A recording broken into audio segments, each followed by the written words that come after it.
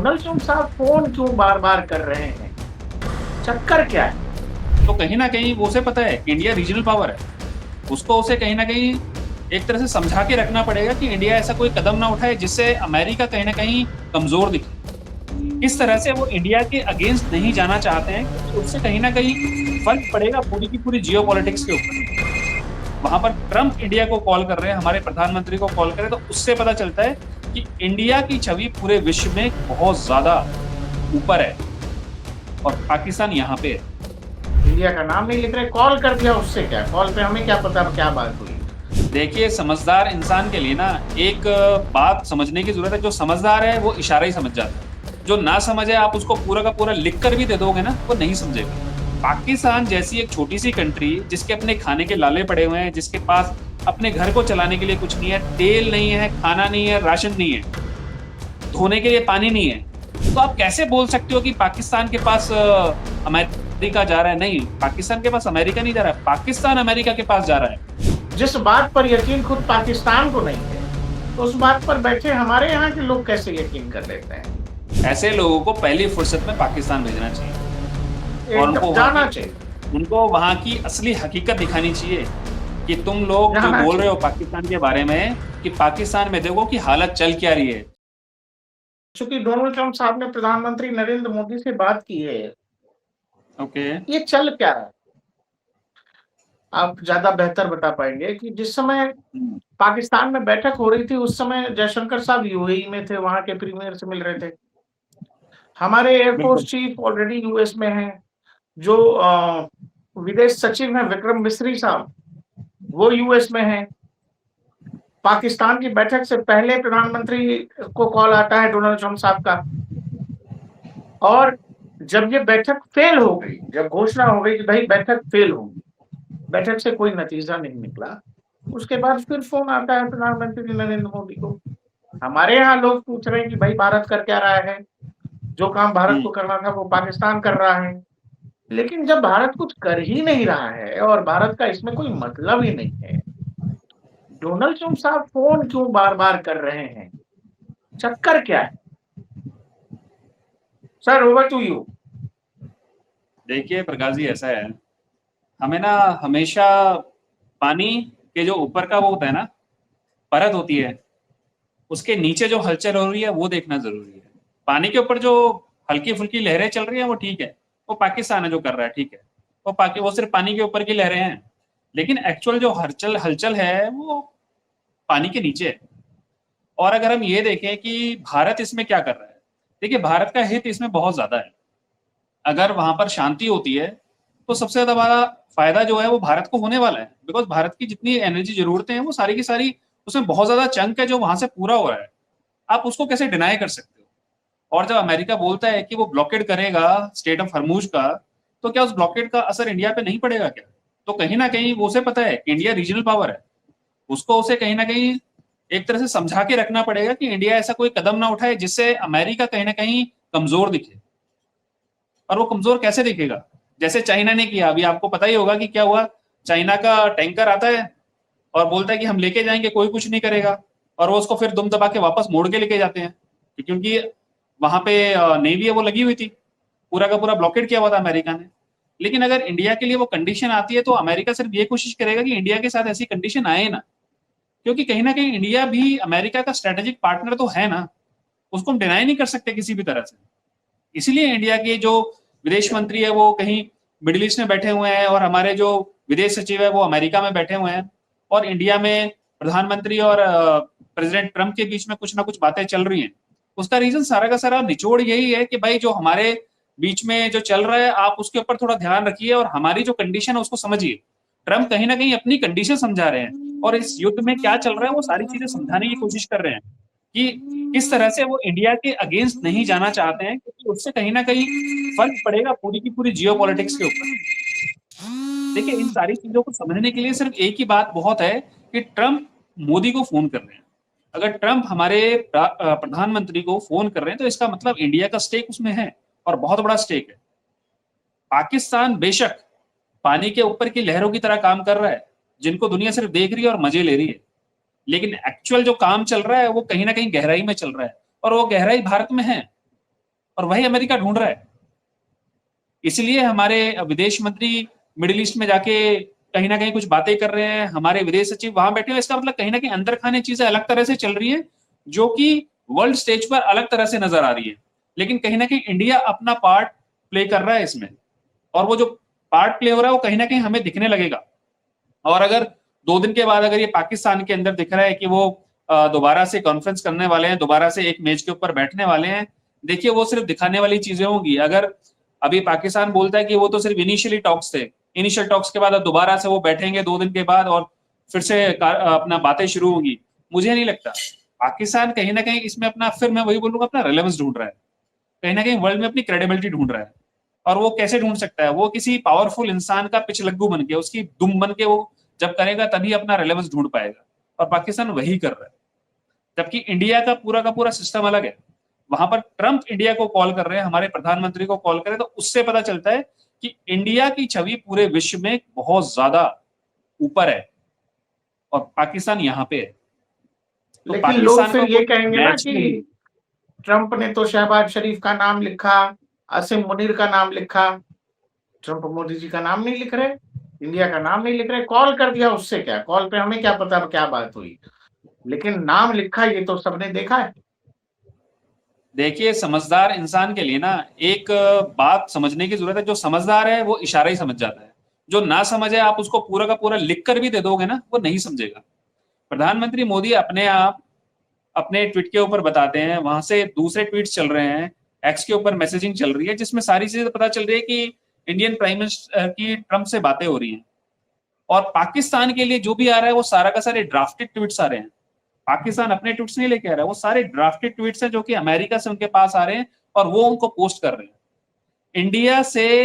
India को कोई कुछ डिक्टेट नहीं कर रहा है, इंडिया अपनी टर्म्स डिक्टेट कर रहा है, और पाकिस्तान को टर्म्स डिक्टेट की जा रही है कि उसे क्या करना है। तो यहाँ पे पता चलता है कि अगर किसी की पूंछ में आग लग रही है तो वो लोग हैं जो इंडिया के रेलेवेंस को सिर्फ नकारने के लिए बैठे हुए हैं भारत में, और कहीं नहीं। अगर इंडिया कहीं रेलेवेंट दिखता है वर्ल्ड स्टेज के ऊपर, वो सिर्फ ये दिखाएंगे कि नहीं, भारत का कोई रोल नहीं है। पाकिस्तान जैसी एक छोटी सी कंट्री जिसके अपने खाने के लाले पड़े हुए हैं, जिसके पास अपने घर को चलाने के लिए कुछ नहीं है, तेल नहीं है, खाना नहीं है, राशन नहीं है, धोने के लिए पानी नहीं है, कर्स्टी अपना इंडस वाटर ट्रीटी, तो आप कैसे बोल सकते हो कि पाकिस्तान के पास अमेरिका जा रहा है? नहीं, पाकिस्तान के पास अमेरिका नहीं जा रहा है, पाकिस्तान अमेरिका के पास जा रहा है कि भाई हम आपके बीच में समझौता करते हैं, आपको जो करना है कर लेना, आप जैसा बोलोगे हम वैसा करेंगे। इंडिया नहीं जा रहा है, इंडिया के पास अमेरिका आ रहा है।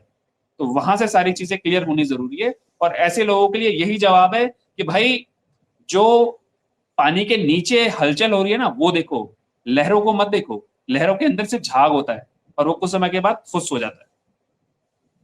नहीं तो वो बार बार ये कह रहे हैं ना कि भाई, यहाँ भी कई बार सवाल पूछा गया कि बताइए, जब अनाउंस कर दिया जेडी वांस ने कि भाई टॉक्स फेल रहे हैं, इन टॉक्स में कुछ भी नहीं निकला।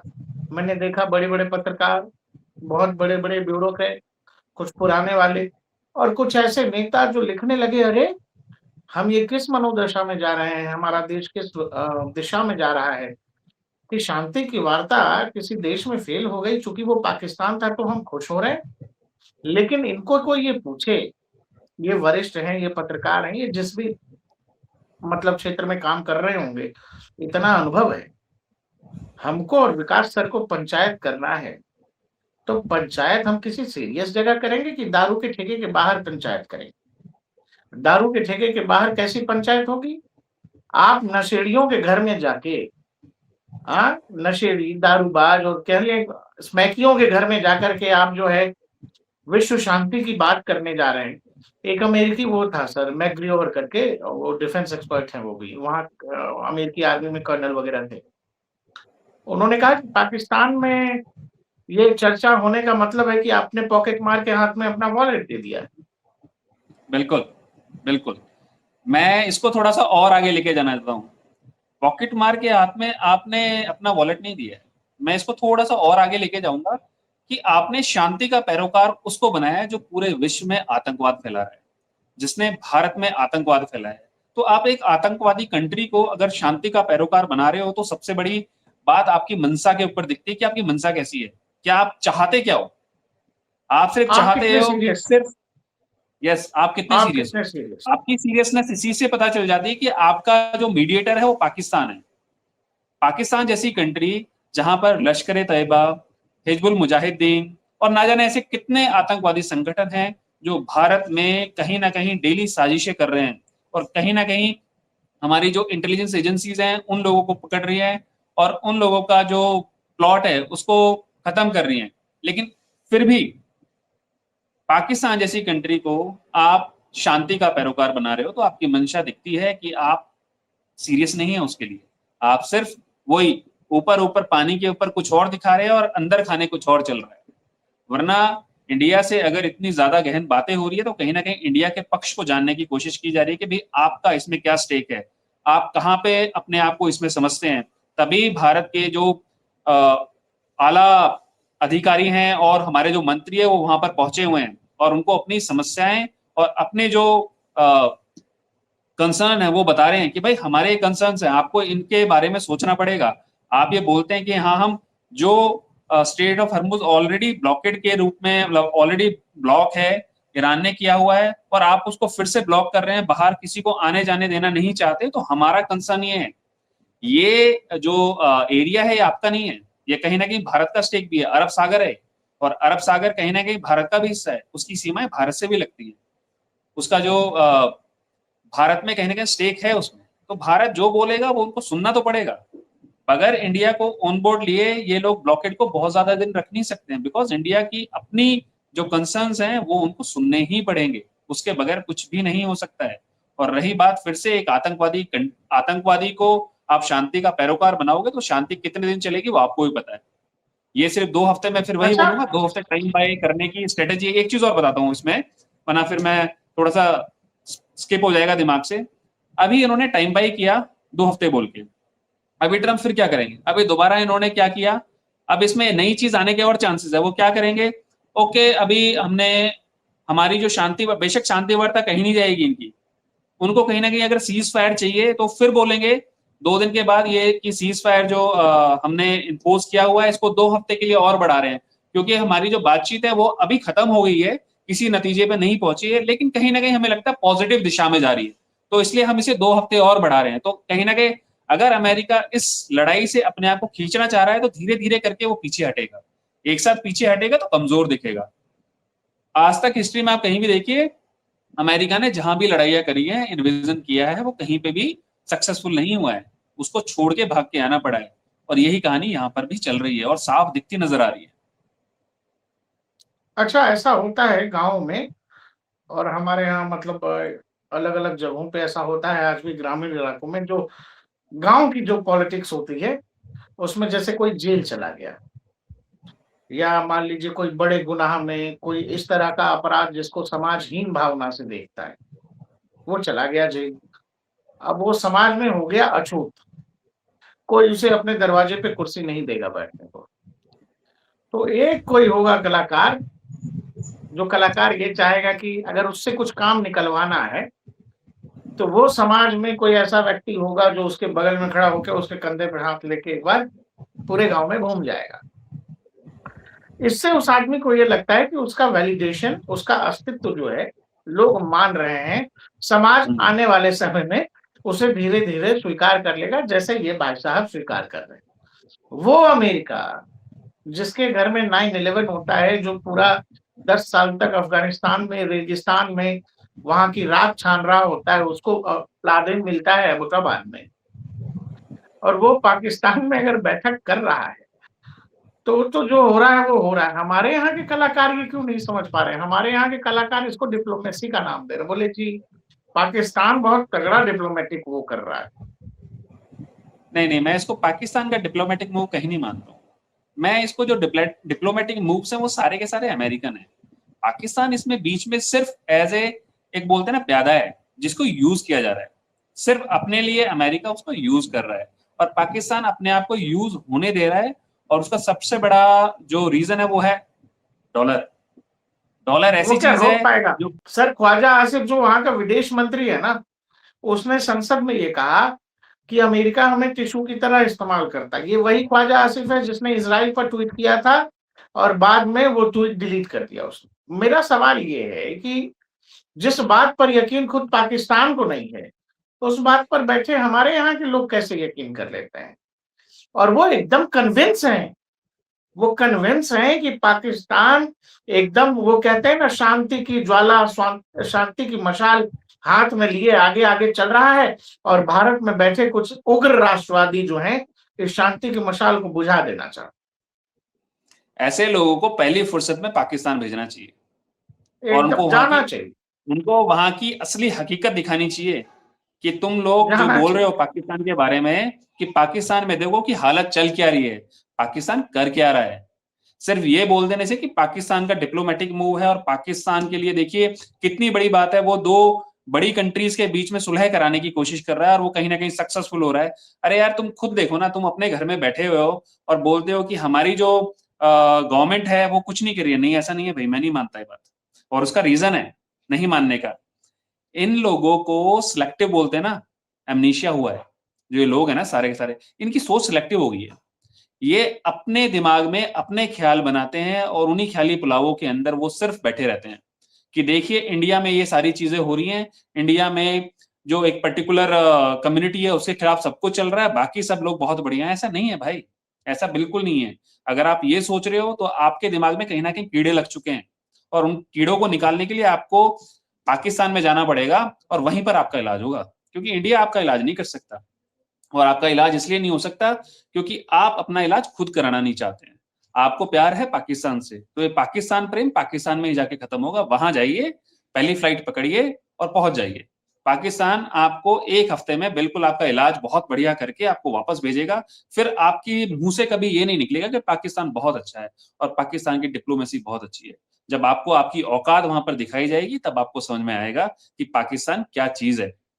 ऐसा पाकिस्तान जहां अमेरिका के 9/11 का सबसे बड़ा culprit Osama bin Laden Abbottabad में बैठा हुआ है, और अमेरिका फिर से उससे कुछ मदद मांग रहा है, तो उसका रीजन है ना कोई। उसका रीजन ऑलरेडी ख्वाजा आसिफ ने बता दिया। America is using them as a tissue paper. उसने खुद बोला है वो, और वो बिल्कुल सही बोल रहा है। अच्छा, कभी कभी वो सारी बातें सर सही बोलता है, इन उसको लोगों लोग को ये सीरियसली सब लेते क्यों हैं। नहीं समझ में आ रहा है? यहाँ जो बैठे हैं लोग, उनको ये समझ में क्यों नहीं आ रहा कि अगर हम लोग ध्यान दें, और ये दिख रहा है कि ऑपरेशन सिंदूर के बाद अचानक से अमेरिका का जो पाकिस्तान प्रेम है वो जागा है। अब ऐसा इंडियन आर्म फोर्सेस ने पाकिस्तान में ऑपरेशन सिंदूर में क्या किया है कि ये अचानक से पाकिस्तान प्रेम, पाकिस्तान की वैल्यू, पाकिस्तान दुनिया में अचानक से, और पाकिस्तानी गवर्नमेंट का वैलिडेशन।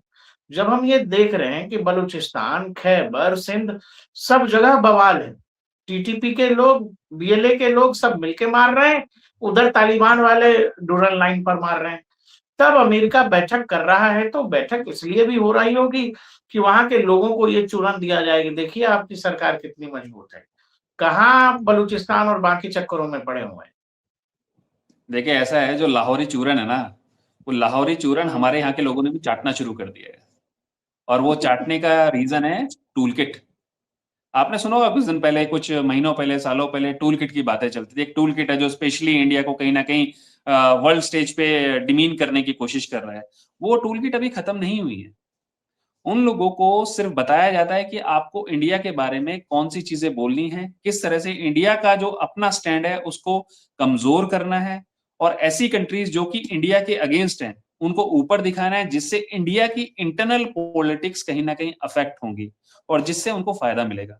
जबकि उनका दिमाग, और उनको ये समझना चाहिए कि भाई आज के टाइम में जो इंडियन पब्लिक है ना, उसको सब समझ में आता है जो तुम कर रहे हो उससे तुम्हें फायदा कुछ नहीं मिलेगा, नुकसान ज्यादा होगा। आप ये सर बोलते जानते हो कि हैं, दो एक चीज मैं, कंटिन्यू करिएगा, बस एक चीज बता रहा हूँ। 2010-11 में जब मैं जर्नलिज्म में आया ना, तो कई सेमिनार्स वगैरह में जाता था, वहां पर उस समय पाकिस्तान के शायर वायर भी आते थे, और सब बैठ के वो जलसा वलसा क्या करते थे, सब बैठ के, है ना। तो उसमें कुछ शायर ऐसे थे हिंदुस्तानी, वो ये कहते थे कि जे तेनू लाहौर नहीं वेख्या ते कुछ वेख्या ही नहीं। मतलब ये जिसने कि लाहौर अगर देखा नहीं वो लाहौर नहीं जन्मा ही नहीं, देखा। वो जन्मा ही नहीं हाँ, है। अरे भाई, इस लेवल का फ्रॉड ऐसा क्या है भाई लाहौर में? इसको बोलते हैं अपीजमेंट। अगर आपके सामने वहां का कोई इंसान बैठा है, आप उसको अपीज कर रहे हो, आपको उससे फायदा कुछ मिले ना मिले, लेकिन आप उसको ये दिखाना चाह रहे हो भाई आप उसके बारे में बहुत अच्छा सोचते हो, और आप उससे बोलते हैं ना हमारे यहाँ उसके पैरों में पड़ जाओगे, उसको पैरों को चाटने लग जाओगे, इतनी हद तक चले जाते हैं लोग। वो सिर्फ अपीजमेंट है, वो दिखना चाहते हैं एक पर्टिकुलर कम्युनिटी के, वो दिखाना चाहते हैं कि भाई हम तुम्हारे साथ है। कम्युनिटी को भी पता है उसको, मैं रोज मिलता हूँ लोगों से, बोलते हैं कि हमें पता है क्या कर रहे हैं लोग, वो लोग सिर्फ उनके साथ खेल खेल रहे हैं, वो भी वोटों का खेल खेल रहे हैं और कुछ नहीं कर रहे हैं वो। तो ये सारे लोग जो भी कर रहे हैं सिर्फ अपने लिए कब्र खोद रहे हैं और किसी के लिए नहीं खोद रहे हैं। इनका पॉलिटिकल रेलेवेंस धीरे धीरे करके कम ही होगा, बढ़ेगा नहीं, क्योंकि जो हरकतें ये लोग करते हैं डेली, और जो अभी कुछ पार्टीज हैं जो बोलती हैं कि भाई अमेरिका देखिए पाकिस्तान के कहने पे ही ये कर रहा है। अरे भाई पाकिस्तान के कहने पे कुछ नहीं कर रहा है, पाकिस्तान अमेरिका के कहने पे कर रहा है। उसके सीने पे उसने बंदूक लगाई हुई है और पीछे कंजर रखा हुआ है। पाकिस्तान कहीं नहीं जा सकता, उसको डॉलर चाहिए, और वो डॉलर कहीं ना कहीं मिडिल ईस्ट कंट्रीज से भी उसका गला पकड़वाने की कोशिश करता है, जहां जहां से, आप ये चाइना से समझिए, पकड़वाने की कोशिश करता है। जिस होटल में ये लोग बैठे थे, उस होटल का बिल नहीं दिया इनको। पाकिस्तान जिस बिल होटल देगा में तो भाई खाएगा क्या? जितने का बिल है जिस उतनी तो होटल उसकी में इकॉनमी है। सेमिनार हुआ, दीपक सर, जितना उसका बिल था, हमारे यहाँ के जितना उसका समझदार बिल और था उतना तो इंटेलेक्चुअल ये पाकिस्तान की मानते इकॉनमी हैं, थी। वही तो हम्म। बात है, वही बात है। यहाँ के इंटेलेक्चुअल ये मानते हैं कि अगर विकास जी और प्रकाश भाई कहीं जाएंगे किसी रेस्टोरेंट में खाना खाने, बिल चाहे हम दे रहे हो, लेकिन उनका ये मानना है कि वहां पर बैठा वेटर जो है हम लोगों का खर्चा उठा रहा है। इनको ये समझ में क्यों नहीं आ रहा है कि एक वेन्यू तय की गई, नॉन सीरियस आदमी जो पी के नशे में टुल्ल रहता है, जिसका अपना घर क्रेडिबिलिटी, परिवार बर्बाद है, उससे हम, वो क्रेडिबिलिटी। किसी ने लिखा था सर ट्विटर पे, किसी ने बहुत अच्छा लिखा था, बोला कि तवाइफों के कोठे पर जो है शादी के रिश्ते नहीं होते। बिल्कुल, वही तो क्रेडिबिलिटी है ना। हर इंसान हाँ, को क्रेडिबिलिटी चाहिए। आप देखिए ना, आप अब जो आपने बोला तवाइफों के कोठों पर कभी रिश्ते नहीं हुआ करते, उसका रीजन है हर कोई क्रेडिबिलिटी ढूंढता है। तो पाकिस्तान भी तो क्रेडिबिलिटी ढूंढ रहा है ना, वो उसको नहीं मिलेगी। वो सिर्फ 4 दिन की चांदनी है और फिर अंधेरी रात है। पाकिस्तान, देखिए कुत्ते की दुम कभी सीधी नहीं होती है। आप कितनी कोशिश कर लीजिए, आप कितने गधे एक्सपोर्ट कर लीजिए चाइना, आपकी इकोनॉमी कभी ऊपर नहीं उठेगी, क्योंकि आप अपनी इकोनॉमी को सिर्फ टेररिस्ट से उठाना चाहते हैं, नकली करेंसी से उठाना चाहते हैं, दूसरों से कर्जा लेके उठाना चाहते हैं।